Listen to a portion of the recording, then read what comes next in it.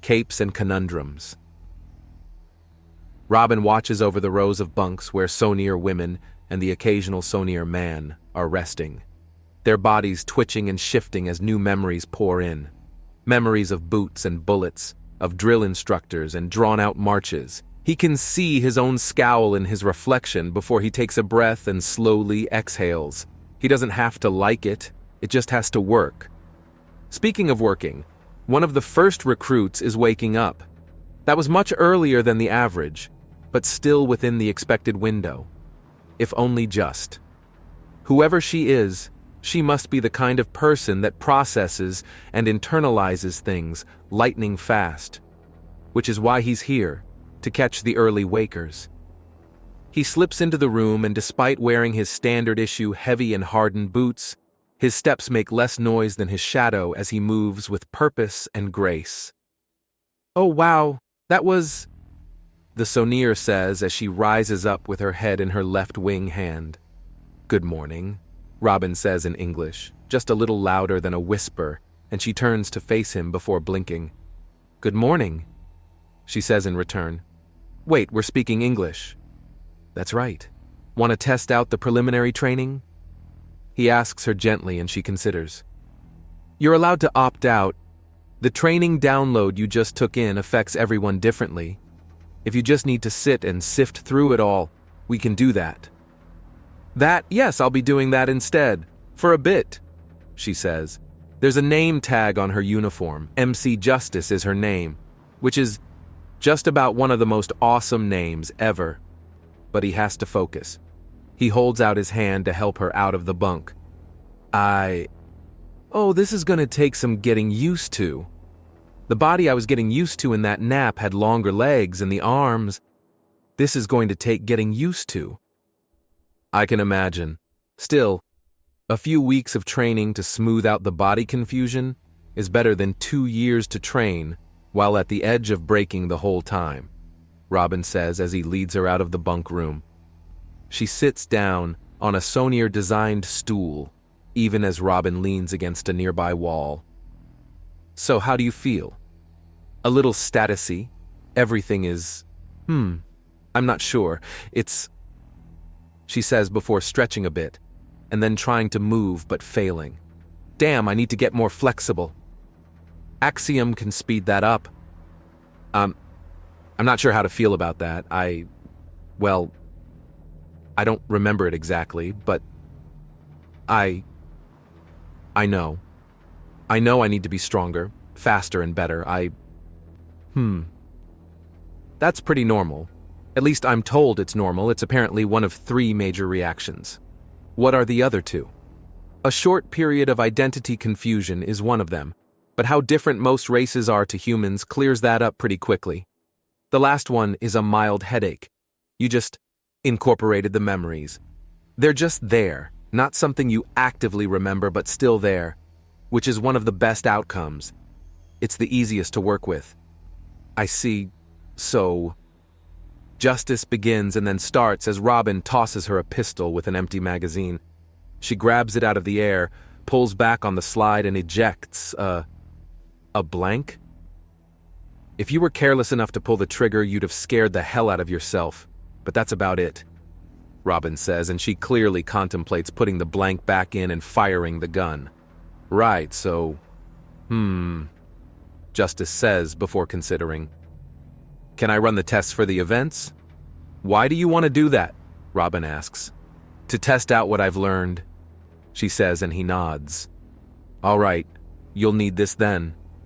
Robin says, tossing a communicator towards her, and she grabs the chunkier than standard model out of the air. She then starts messing with it and pulls it apart, puts it back together, and then activates the device. You taught me to make communicators and weapons? The weapons I understand. As a soldier, I'll need weapons. But communicators? Communication is even more important than weapons. You can improvise weapons on the field, or even use your bare hands if you have to, but without a team, you'll have a harder time. So yes, you know how to put together a communicator. I hope there's no problem with that. Robin notes and she huffs. Why would there be? This isn't the sexiest model. but it's probably as tough as they could get without designing them for re-entry, or as armor. She notes, "Besides, I know plenty about axiom pockets. It really doesn't matter how tough the communicator is." She then slides the brick of a communicator into her short bob hair, and it vanishes. Robin smirks. "How long can you keep that up?" he asks. "Well, we're on 32 years now, so I'd say pretty long, little boy. Now, about those tests, I feel kind of funky and want to stretch out a bit," Justice says, and Robin snorts. "It's on the communicator, isn't it?" "It's all in there. Just sign in with your personal data and you'll have the run of most of the base." "Just most? You can't get into an occupied bathroom or someone's private chambers. Beyond that and a couple of high-security areas, you've got the run of the place," Robin says. "Are you going to escort me?" she asks. "I have to stay here and offer help to everyone who wakes up early. You were first out of the gate. You're out of the bed. You're not suffering any kind of mental harm. You're active, aware, and alert. So beyond making sure you don't bother the sleepers, my job is done." "Right. So you want me to go out and find it, don't you?" "You're not expected anywhere for several hours, so enjoy yourself so long as you don't get underfoot or damage anything," Robin says, and she looks at him oddly before pulling out the communicator from her hair and tapping through it. It works as a bioscanner and keycard. "I see. All right, I'm off to have some fun then. See you soon-ish. Your training schedule's on the communicator. See you at the first formation." "See you then," she says as she tucks away the communicator again and rushes out of the room.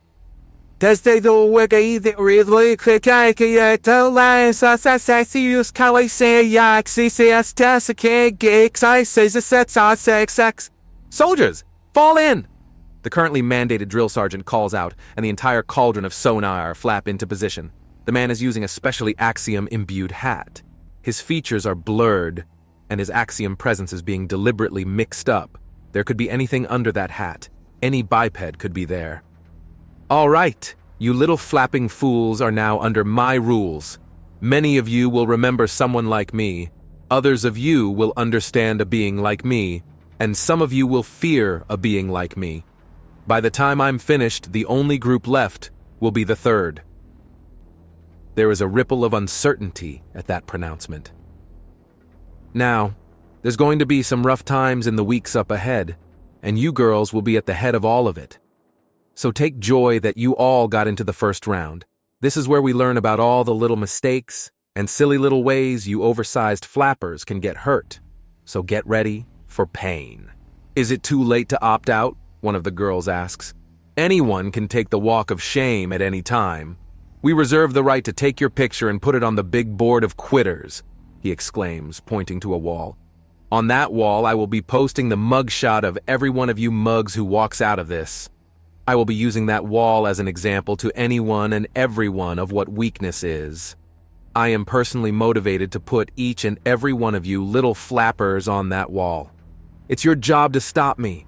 Do you understand?" "Yes, Drill Sergeant." "Good. Now, stand straight and move into your exercise positions. This is the one and only explanation of it I will give you.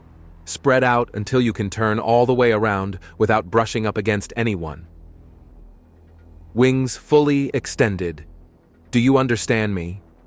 I will have no friendly-on-friendly contact mid-exercise unless it is a two-person event. Do you understand me?" "Yes, Drill Sergeant," they say, and they scatter around the room. "Now, soldiers, this is an exercise adapted to your types, people who have wings and arms as the same limbs."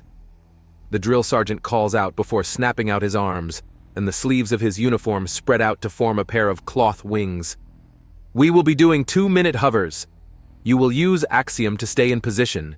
If you cannot complete the exercise, you will stand at attention with your right arm raised to signify your failure. Any questions?" No hands are raised, mostly because the Sonier want to see the man hover. "Then we will begin. With me." The drill instructor jumps up wards and flaps down with the wings before drawing them up again to flap over and over again. He doesn't even look fazed. "Don't stand there slack-jawed. Hover, hover, hover!" Work those chests and arms! It's only the drill sergeant that's hovering at the end of the exercise. Well, don't you all look lazy and stupid? I had to bring out a pair of curtain rods and some damn blankets to even mimic the biology needed for that workout, and I still did better than all of you. If I used a skip rope to do tail raises against a drun, I should have been smoked. But I smoked all of you with fake wings. Aren't you ashamed of your weakness? Don't you want to do better? Get your breath back. We're staying here until we can all hover in place for 2 minutes. There's some groaning and moans, but they jump to the exercise again. Then there is a bit more unity at the 3rd attempt, and the 4th nearly has everyone do it. It's only on the 5th attempt that the first 2-minute hover is successful. All right, it seems we have some progress working. Good, that's good. Now... The wall smashes open as Bane, full on abusing both Venom and Titan to their limits, charges in with a bellow and the girls scatter for cover. Good, the drill sergeant states, even as the monstrous Bane starts to shrink down to normal size. You all went to take cover. You got out of harm's way and made sure to move. A little less screaming perhaps, but getting the hell out of Dodge when a giant freak breaks through the wall. Is that all you needed? Santiago asks the drill instructor. For now, stay on standby in case I need to put some paranoia into these ladies again. Yes, drill sergeant, Santiago says as he finishes reverting to normal size and then walking out of the room. The wall is suddenly in perfect shape again. That's right, ladies. This training room is holographic. Many parts of this little exercise chamber are prone to change as we need it to. So we will be proceeding with a few more exercises and then getting to a gun range. That's where the real fun begins. Now, we will be doing wing snaps, 50 of them at least. No, I do not have wings, which is why I will be using these. The drill instructor says, pulling out the fake wings again. All the girls have to suppress a snicker at the sight of the brightly colored false wings. Everyone back into the exercise position. Now, is there something funny? No, drill sergeant. I thought not. We have 100 wing snaps, then a 50-kilometer flight. Move it, move it, move it! The drill sergeant calls out and snaps out his arms upward and spreading the false wings. Then falling back into standing at ease, then doing so again. Like me, wing snaps, ladies, wing snaps! After the wing snaps, the holographic chamber shifts and the far wall is suddenly an opening to a massive area. We have some distance to go through. Time to move. We have 50 kilometers to soar over, with me. Now, move it, move it, move it! The drill instructor charges out to the edge and launches himself off before the false wings snap out. Keep your form strong and steady. Flap as one, flap as one.